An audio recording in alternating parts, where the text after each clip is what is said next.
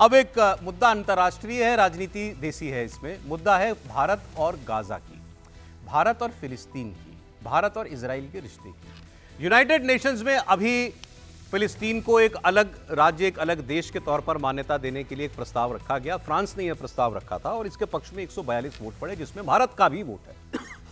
भारत ने अलग फिलिस्तीन राज्य बने, संप्रभु फिलिस्तीन राज्य हो, इसके पक्ष में वोट डाला।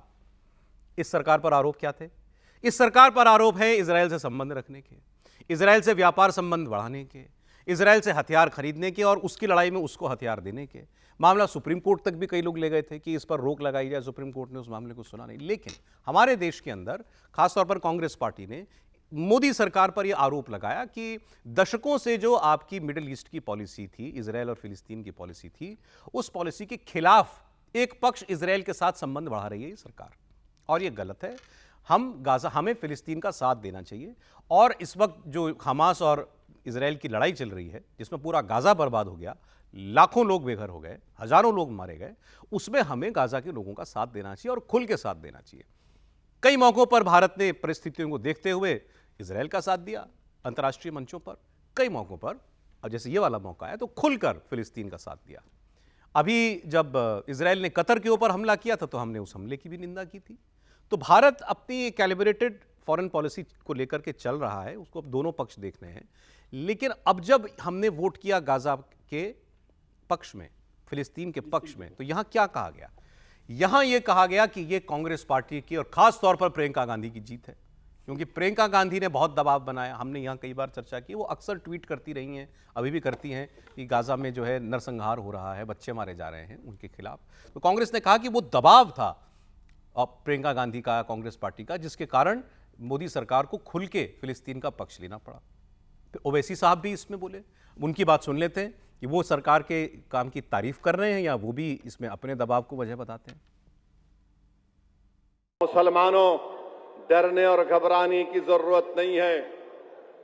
लोग हमसे कह रहे हैं कि फलस्तीन में 65,000 फलस्तीनियों को शहीद कर दिया गया,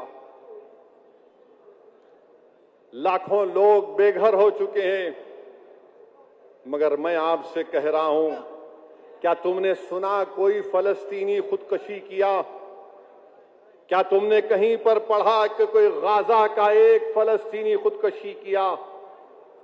वो गाजा के गयूर मुसलमान हमको पुकार पुकार कर कह रहे हैं कि हम ये यहूदी इजरायली हुकूमत के जुल्म के बावजूद भी हम ला तक़नतु मिन रहमतिल्लाह कहने वाले हैं। हम इन तमाम मसायब और मुश्किलात में भी मीलाद को मना रहे हैं। मेरे भाई, हौसले को बुलंद रखो, याद रखो इंशाअल्लाह ताला अल्लाह उसका रसूल इन गाजा और मगरबी किनारे के फलस्तीनियों को, ये जालिम नेतन्याहू इस जहन्नम के कुत्ते पर गालिब करेगा इंशाअल्लाह ताला।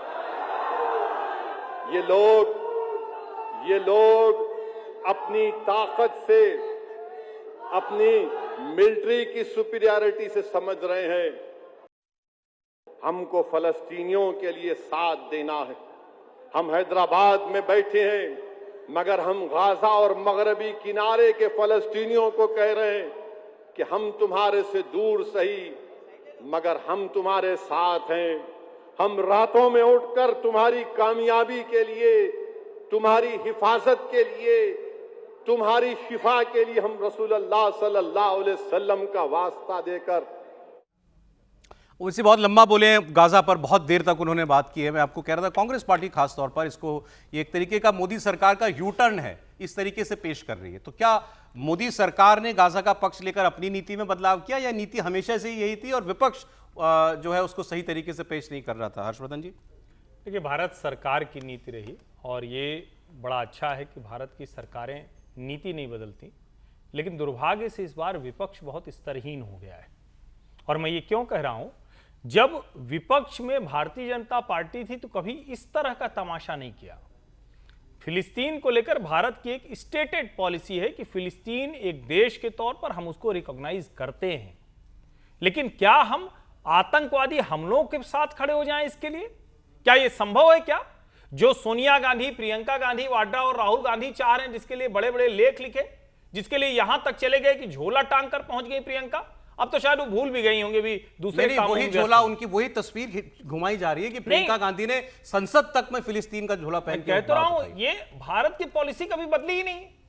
देश के तौर पर फिलिस्तीन के साथ भारत खड़ा रहा, लेकिन क्या फिलिस्तीन के जो आतंकवादी अगर होंगे, अगर हमास की बात होगी, अगर इजराइल पर हमले की बात होगी, मानवाधिकार एक तरफ वो कहता है हमास के हमले की सबने निंदा की, लेकिन ये जो 65,000 लोग मारे गए, मासूम बच्चे भी उसके अंदर मारे गए, उसमें हम जिम्मेदार हैं क्या? नहीं, उसके लिए हमें इजराइल के साथ कड़ा विरोध जताना चाहिए था। वो तो कमाल की लोग बात तो है। इस हद तक ने कहा कि आप इजराइल से फिलहाल संबंध खत्म कर लीजिए। क्या मुसलमान नहीं है तो यूक्रेन के मारे जा रहे बच्चों के लिए इनकी मानवता मर गई है? इतने बेशर्म बेगैरत लोग हैं ये।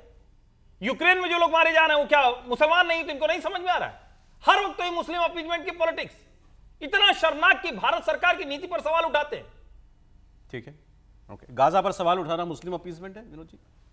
नहीं, मुस्लिम एपिसोड बिल्कुल नहीं है। देखिए, हमास और फिलिस्तीन को अलग करना पड़ेगा।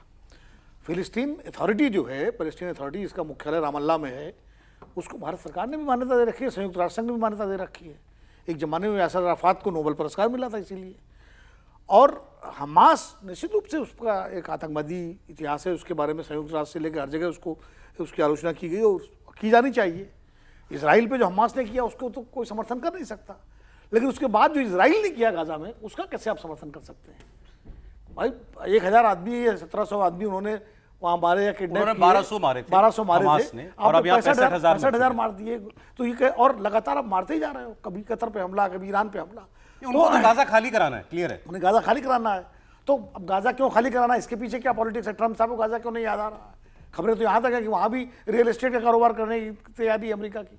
तो पता नहीं क्या क्या क्या हो सकता है। जो इन्होंने कहा, भाई आपको गाजा में लोग मर रहे हैं उसकी चिंता है, यूक्रेन में लोग मर रहे हैं उसकी चिंता क्यों नहीं है? वैसी आवाज वहां के लिए मैं तो रशिया कह रहा में हूँ, मर रहे हैं। मैं तो कह रहा हूँ भाई, सवाल ये है कि जिनको यूक्रेन की चिंता, उनको गाजा की चिंता नहीं है। ये जो सेलेक्टिव अप्रोच हमारा है ना, हमें गाजा की भी चिंता करनी चाहिए, हमें यूक्रेन की भी करनी चाहिए, हमें बांग्लादेश की भी करनी चाहिए, हमें नेपाल की भी करनी चाहिए, अगर हम वाकई मानवता के प्रति चिंतित हैं। एक बात और मैं कहूँ कि भारत सरकार की नीति सतत नीति है, आजादी से पहले की है कि हम फिलिस्तीन देश को मानता ये सरकार उसी पे चल रही है, उसी पे चल रही है, पहले भी समर्थन किया है। अब एक्चुअली क्या है इसमें, सवाल यही है कि जो गाजा की बात करे वो मुस्लिम अपीसमेंट, भाई प्रियंका गांधी गाजा की ही क्यों बात करती है, ये बात होती है। और दूसरे और जो है मोदी सरकार पर आरोप ये लगाते हैं कि भाई आप इसकी आड़ में एंटी मुस्लिम पॉलिसी लागू कर रहे हो, कि आप इतने लोग मारे गए उसके खिलाफ आप खुल के नहीं बोल रहे। गाजा की बात करना, ये आ गई वो तस्वीर, इसका जिक्र कर रहे थे हम। फिलिस्तीन लिखा बैग लेके कुछ महीने पहले प्रियंका गांधी संसद में गई थी जी। नहीं, ये प्रियंका जी के दबाव की वजह से अभी भारत सरकार ने जो फैसला किया उस पर कांग्रेस कह रही है कि इनका दबाव है। कोई थैंक्स वगैरह या ये शुक्रिया अदा किया है कौन करे?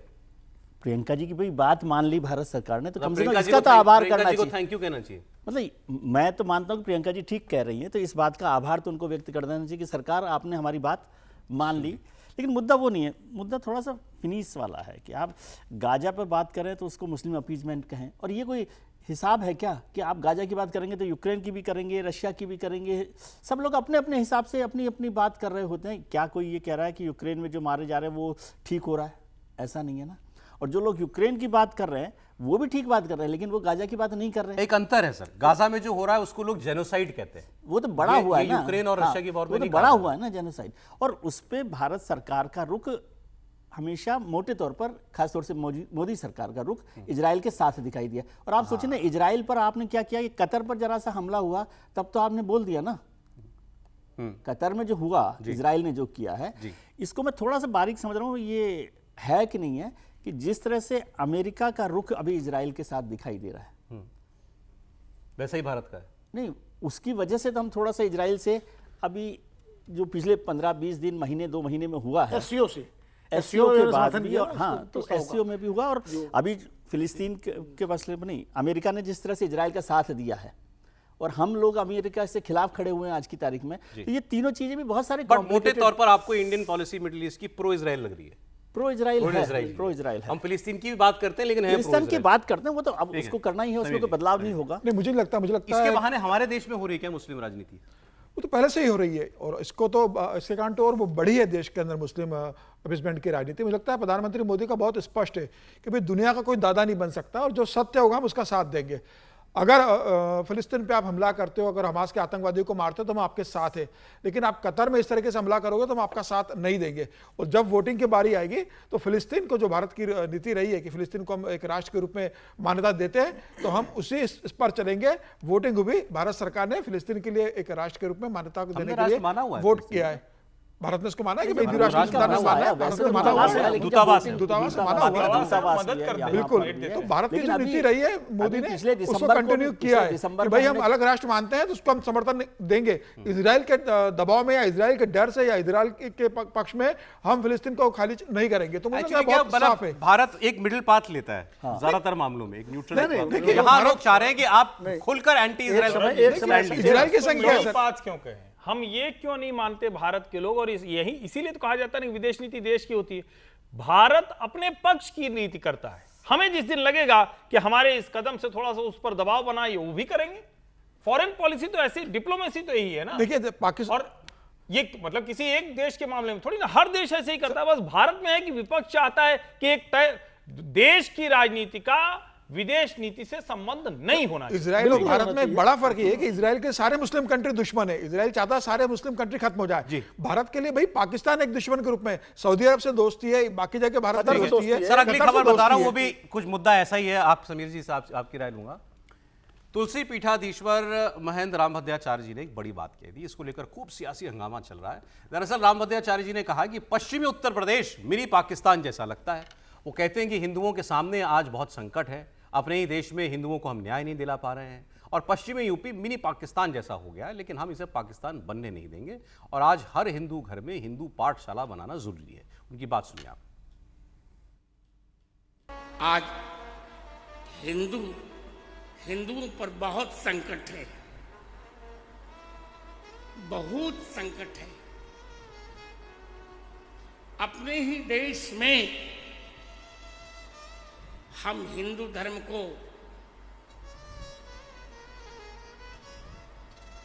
उतना न्याय नहीं दे पा रहे हैं। पश्चिमी उत्तर प्रदेश में आकर लगता मानो ये मिनी पाकिस्तान है, ऐसा लगता है। तो अब हमें मुखर होना है, हम ऐसा नहीं होने देंगे, जो कुछ हो जाए। हमारा किसी से कोई द्वेष नहीं है, परंतु एक बात है, मेरा एक वाक्य है,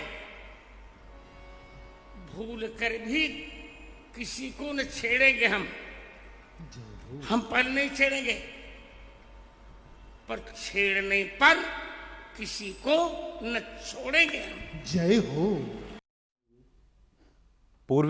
पश्चिमी यूपी उन्होंने कहा मिनी पाकिस्तान है, हिंदुओं पर संकट है। पॉलिटिकल रिएक्शन आया उनके बयान पर। मुरादाबाद से समाजवादी पार्टी के पूर्व सांसद हैं एसटी हसन, उन्होंने कहा कि पश्चिमी उत्तर प्रदेश में मुरादाबाद, तो उन्होंने कहा ये बयान मुसलमानों को बदनाम करने के लिए दिया है उन्होंने। देखिए, पश्चिमी उत्तर प्रदेश का अपमान कर रहे हैं पाकिस्तान बताकर। पाकिस्तान ने जो कुछ भी किया, जिस तरह से वो बना है, सबको मालूम है कि वो देश क्या है। हम सारे मुसलमान क्या आतंकवादी हैं जो पाकिस्तान बता रहे हैं? क्या कहना क्या चाहते हैं? कम से कम उन्हें बोलने से पहले सोचना चाहिए। पश्चिमी उत्तर प्रदेश की क्यों बात हुई? पहले सवाल तो ये, यूपी में अगर आप देखें तो मुस्लिम आबादी का वैसे तो पूरे प्रदेश में है, लेकिन पश्चिमी उत्तर प्रदेश में थोड़ा ज़्यादा कंसंट्रेशन है। वो बात कह रहे हैं कि पश्चिमी उत्तर प्रदेश में ज़्यादा मुसलमान है, मुझे तो मिनी पाकिस्तान लगता है, ऐसा रामभद्राचार्य जी ने कहा। तो उस पर वो पूछ रहे हैं कि जहां मुसलमान हो जाएगा उसको आप पाकिस्तानी बता दोगे? समीर जी बोलिए।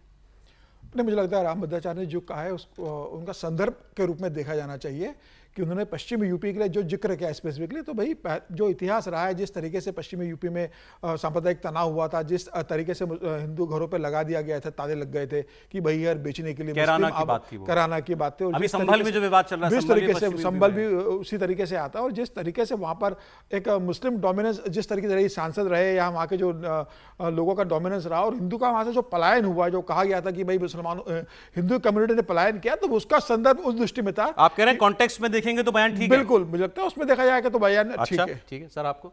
मुझे मुसलमानों के लिए नहीं लग रहा, मुझे लग रहा है योगी जी को और मोदी जी को चैलेंज कर रहे हैं या बदनाम कर रहे हैं।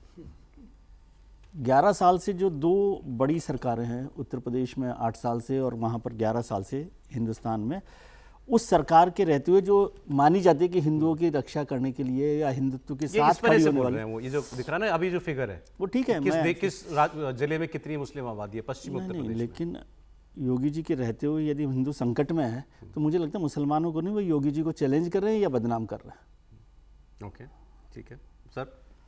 नहीं, रामभद्रा जी बात तो खैर विजय जी सही कह रहे हैं, 11 साल से तो देश में मोदी जी की सरकार है, 8 साल से योगी जी की। लेकिन उत्तर प्रदेश, जो पश्चिमी उत्तर प्रदेश है, वहाँ ये निश्चित रूप से आज़ादी के बाद से ही और पहले से ही, क्योंकि दिल्ली में जो सल्तनत रही है, यहाँ मुस्लिम रूल जो भारत में था वो दिल्ली से संचालित होता था, तो इस इलाके में मुसलमानों का कंसंट्रेशन सैकड़ों साल से ज़्यादा है, इसमें कोई शक नहीं।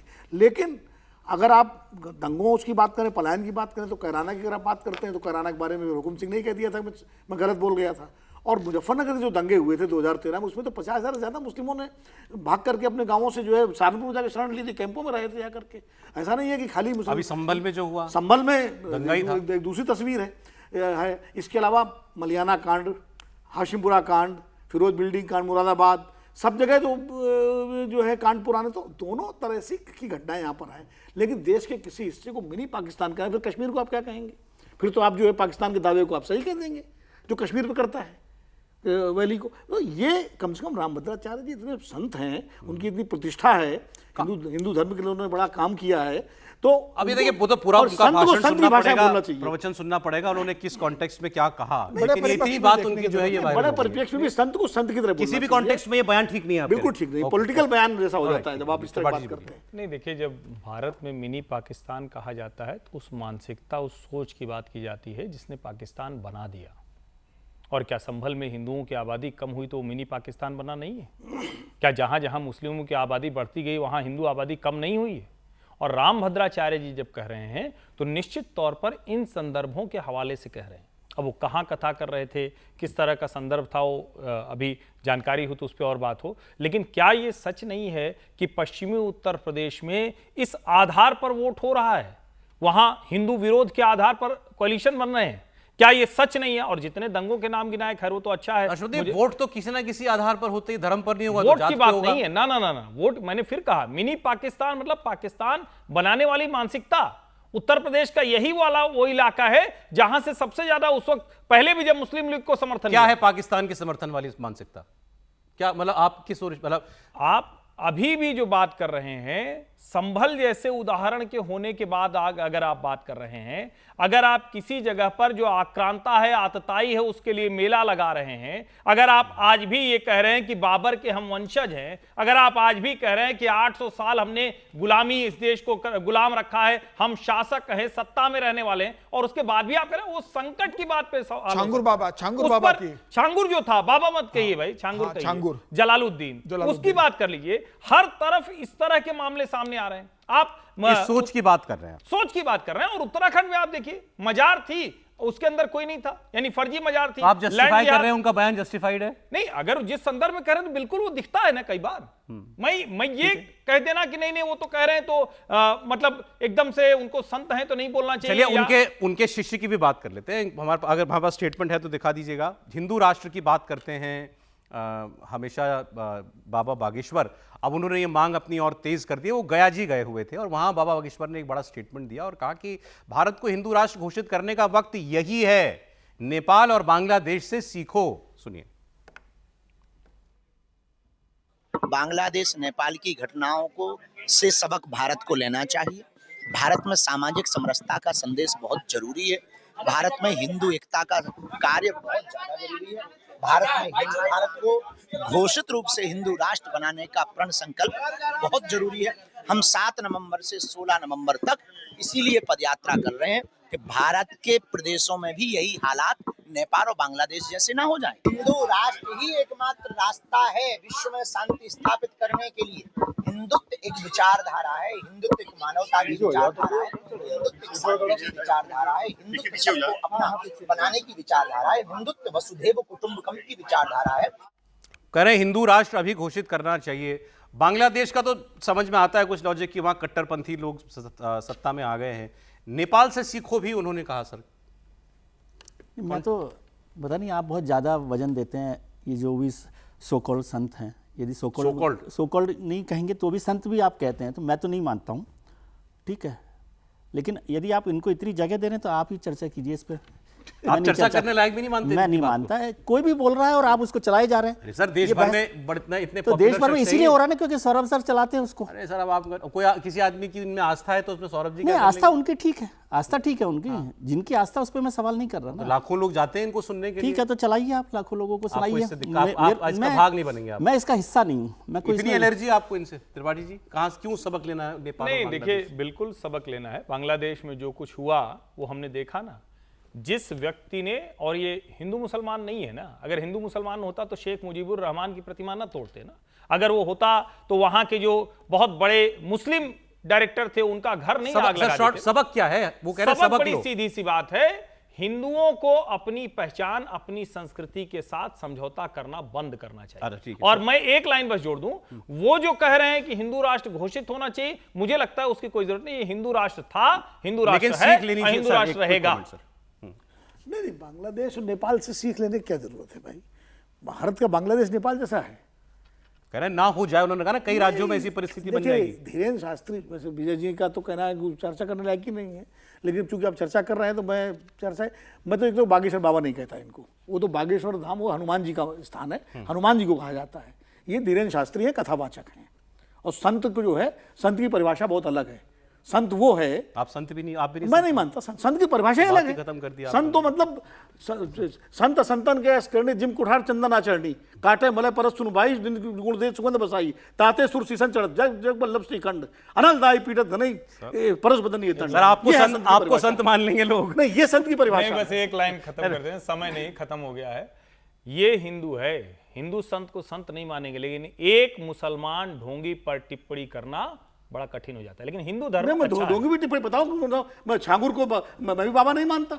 नहीं, छांगुर कहां से हो गया? ऐसी शरारत तभी करते हैं ब्रेक का समय होता है। आप जिस ढोंगी समीर जी 10 सेकंड में सर, आप ढोंगी टिप्पणी, इनकी बात को सीरियसली लिया जाना चाहिए क्या?